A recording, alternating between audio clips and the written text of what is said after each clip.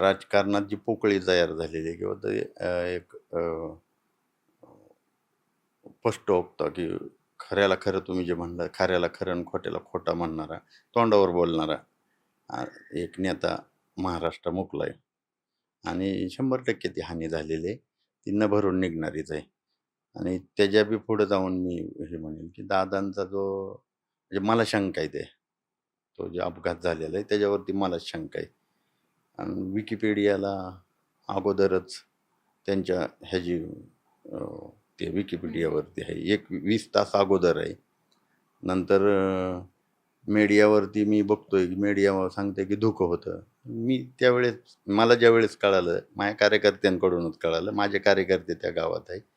मी पण बारामतीतच होतो आणि मी इथून एक 5-6 किलोमीटरवर गेलो होतो. धुक्याचा काही संबंध नव्हता. 8:45 वाजले होते. पण मीडियामध्ये वारंवार अगोदर सांगितलं जातंय की धुकं होतं, धुकं होतं. प्लेनचा व्हिडिओ बघितल्यानंतर प्लेन अचानक त्या बाजूला रनवेच्या बाजूलाच गेले. त्या त्या थोडं भरावा टाकून तो तयार केलेला.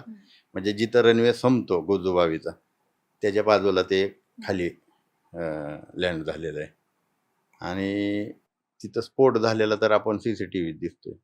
स्फोट झाल्यानंतर त्या भागातले झाडं, गवत सगळं जळालंय.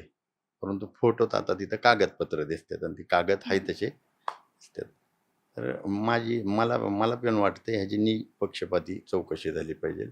ह्या बऱ्याचशा गोष्टी आहेत ज्या मीडियाच्या माध्यमातून संभ्रमित करतात आणि झालं पाहिजे ते निपक्षपाती चौकशी झाली पाहिजे. तुमची car, electric panel, data server आगीपासून सुरक्षित आहे का? नाही? मग आजच बसवा F protect temperature activated fire suppression device.